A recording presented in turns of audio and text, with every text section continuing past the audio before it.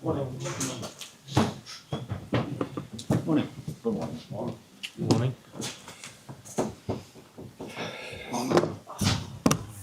Pete? Go first. Good morning, are you well? Yes, I am. Good, Yeah. good to see you. Can I just check on your injury news? Because obviously Alisson didn't feature midweek. How is He's been with the physios and with rehab till now, and we are training today, as you know. So let's see if he can join the team session today. And that is something I expect, but not 100% sure yet because I haven't spoken to him or the medical staff this morning yet. But you'd be hopeful maybe? That I'm hopeful, but that's not to say I'm 100% sure. Last time you played Spurs in the Premier League at Anfield was a wonderful day for you. I just wondered, coming back up to present day, whether that makes it all the more puzzling for you at the moment as to how your form is when you go back to that memorable day against Spurs. Yeah, it wasn't only special for me; it was special for a lot of people. Yeah, there's a big difference between where we are now and where we were then. That's clear and obvious. But it's a great memory. But I'm looking forward to the game tomorrow in 2 days again as well, because playing at home at Anfield is always something to look forward to. And we have a point to prove, because the last game in the league we've lost, the last game in the Champions League we've lost, and then now playing in front of our own fans is something we will always find special. What do you want to achieve now this season? You're getting into the business end, you're still in the FA Cup, still in the Champions League, top six at the moment in the Premier League. What do you want out of this season? Do you have to win something? Do you have to finish top four? Are they priorities for you? What I want is that I am able, that every single player gets the maximum out of every single training session and game we are playing from now until the end of the season. And that is the aim for me, and that should be the aim for the players, and I'm 100% sure that is the aim for the players, because that's the only way to get the maximum out of what is there, what is in it for us. And what's that exactly going to be, that's not always so easy to say in advance, because sometimes you need a little bit of luck. Sometimes, like last season when we played the last 16, it went to penalties. And we were really close of beating Paris Saint-Germain. We lost, and they went on to win the Champions League. So margins at the level we are playing, Premier League, Champions League, are really small. But we have to fight for those margins every single day to make them bigger and bigger and bigger. And that's the aim. That was already the aim in the start of the season, but that's even more the aim now. I suppose in the way you set the bar high last season, didn't you? That's part of the problem. You set the bar so high. I think the bar at Liverpool is always high. Has always been high and will always be high, and that's only a good thing. We're a top club where the bar should be set high by the people around us, but we will set the bar just as high. And yeah, indeed, last season we were able to achieve one of the things we wanted to achieve, and that was winning the league, close to winning the League Cup, which we lost in the final against Newcastle. And this season, of course, we were unable to win the league again, but we're still in two cups, Champions League and the FA Cup, where we are competing. Yeah. Enjoy Sunday. Thank you, Al. Hi, hello again. Can I just come back to the player updates? With Alisson, what is his injury? He felt something when he passed the ball in one of his muscles. So. But after we checked it, it was so minor that we think it doesn't have to take very long. But as always, games follow up so fast that he had to miss the one against Galatasaray, and hopefully he's available and ready for Sunday. If not, I'm expecting him, if things go as planned, definitely against Galatasaray.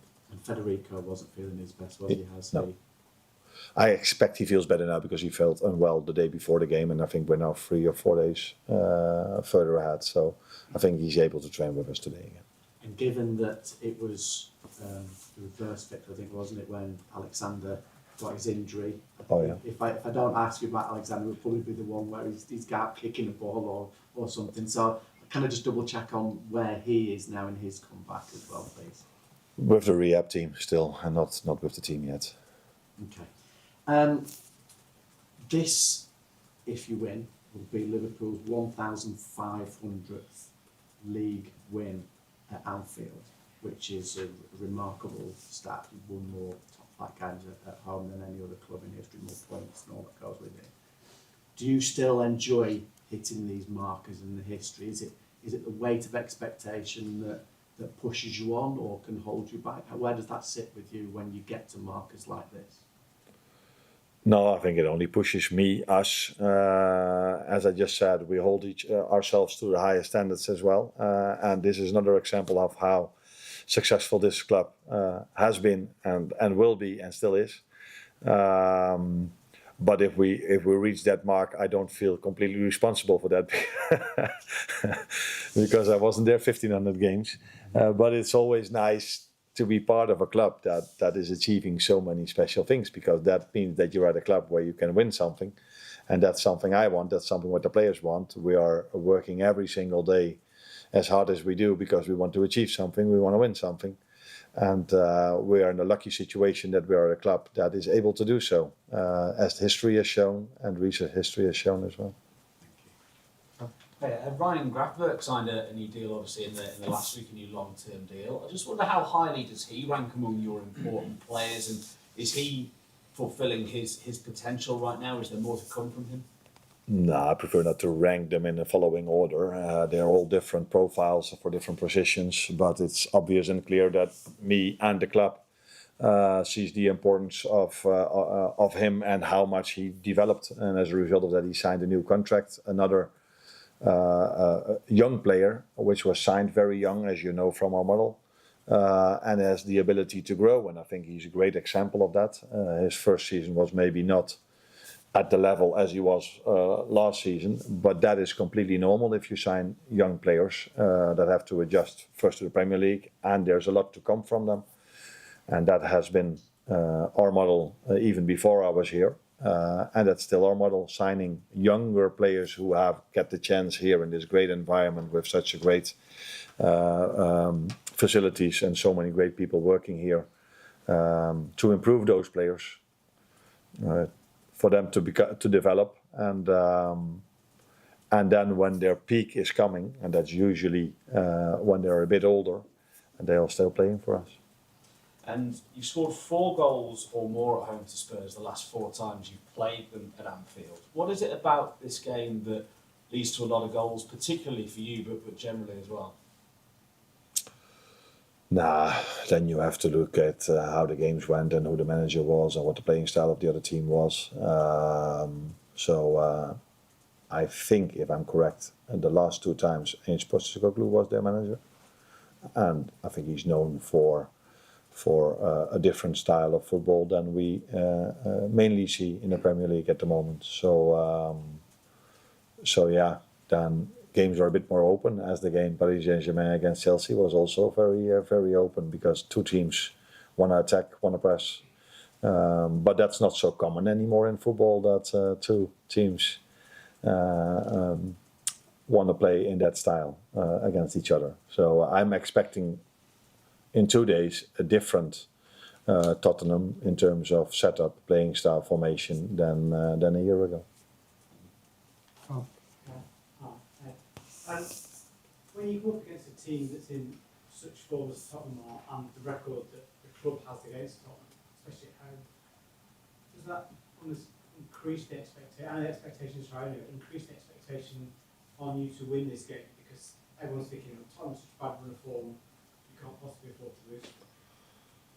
I think if Tottenham were number 1 in the league at the moment, every fan would expect us at home to win. And that, as if we play against Man City, that's when we play against Arsenal. That's every game this club plays at home, we're expected to win. And that has nothing to do with the form of the other team or where they are in the league or the quality they have. We can win our 1500th, that's what it was, wasn't it? Game at home. So yeah, expectations come from history, And history has shown that this club has been able to win a lot of games, let alone home games. So it doesn't matter who we play, who we face. Expectations are always sky high at this club, and that's what we are embracing, because that also means, as I said before, that this club is able to win things, and that's what we've done in the past few years, and in the history as well. And with the Galatasaray game in mind, I was wondering, how do you explain how so many players don't achieve the high standards you spoke about this morning? At the same time, do you have a thought on why so many players aren't reaching those levels? When we've been talking this week of no winter break has been an impact on the English teams in the Champions League, but usually you can get one or two players who maybe not at the level, and the rest of the team will carry them through. But certainly on Tuesday night, it seemed there were quite a lot who weren't at the level required. No, I believe in the opposite thing. I believe that a good individual performance comes from a good team performance.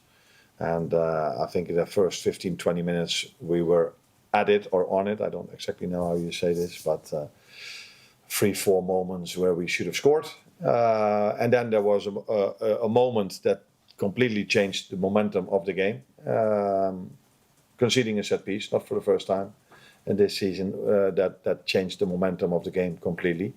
That is not what we are accepting. We cannot say, okay, if we concede a goal after 20 minutes, then everything should be much worse than it was before. But I agree with you. We didn't play our best game of the season. That's also completely clear. I also saw that for an away game in Europe, we were able to generate enough chances to score a goal, more than a few other teams were able to create in an away game in the Champions League. But we've struggled throughout this whole season with converting the chances we've got, and unfortunately, we have the bad cocktail of conceding conceding goals from the few chances we are conceding. And as long as we cannot repair that, then every game is going to be very difficult. But I have a lot of confidence that we're able to do better because of the quality players we are having, and because of the fact that the upcoming 2 games are played at home. I think playing away against Galatasaray, and then them getting the goal, that was a big momentum shift, but also in the energy in the stadium.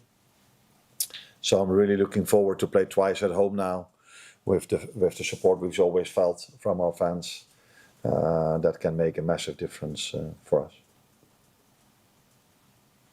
Hi Arne, I would like to ask you about Milos, because the last time he played the full 90 minutes was against West Ham.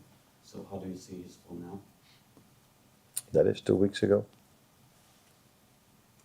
West Ham, yeah, I think so, yeah. I see his form as I saw it 2 weeks ago. I think he played a good to decent game against Galatasaray, but he also received a yellow card in an environment where we conceded a lot of soft free kicks, of soft yellow cards, and a team that we were facing that was really smart in addressing that. So I thought it was too much of a risk to keep him in the team for the chance of him getting a second yellow card, because he is always aggressive in his duels. And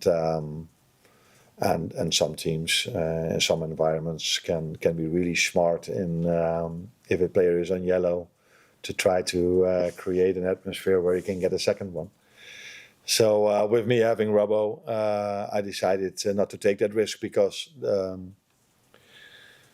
the games in Europe before we played Galatasaray twice, the team they faced, Juve, got a red card, and one of the 2 times it was the left fullback. So I'm trying to take a lot of things into account in the decisions I make, and that was the reason why I took Milos off. Not because he played badly. I think he played very, very decent. He had no problems till that moment with his winger. But he had the problem of being on a yellow with a referee that was giving quite a lot of free kicks to Galatasaray. Arne, why do you think Premier League clubs across the board struggled so much? This week I think it was 4 defeats and 2 draws. Did you think it was? Is that symptomatic of the quality of the current Premier League? Is it the scheduling? What do you think? Not to jump to a conclusion after one game day, I think that's such a small sample size. That's never the smartest thing to do. Because maybe after next week we will completely have a different conclusion. I think in general it's not helpful for English club not to have a winter break, but I'm not saying now that all these teams have lost because we don't have a winter break. Why? Because you are facing in the last 16 of Europe, you're facing very good teams. And 4 of the 5 teams in the Champions League played away from home. That's usually an advantage to play at home or a disadvantage to play away.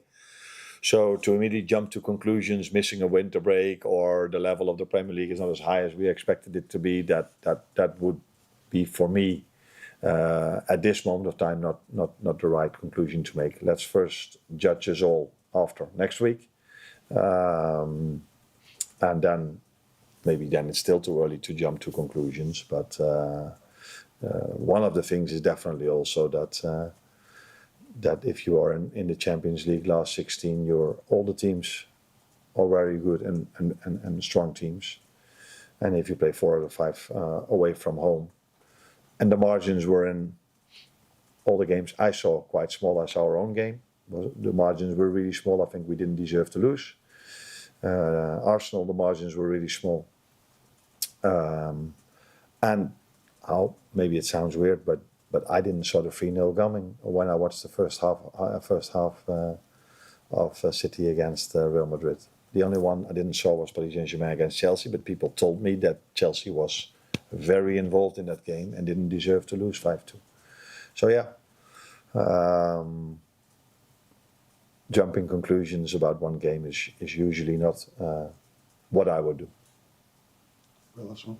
And after his performance against Wolves, how close is Rio and Gamot to starting in the Premier League, and what's the balancing act with him, because he's so young? This is a balancing act of not wanting to play so much because it could have an effect on his career later down the line, as, if you know what I mean, like, Yeah. does it impact him in terms of injuries later in his career? No, it's not that we think so far ahead what it would mean for the rest, but we've been this season, we've treated him carefully. I think I've said something about that before, that he cannot be too many days in a row on the pitch because of stress fractures.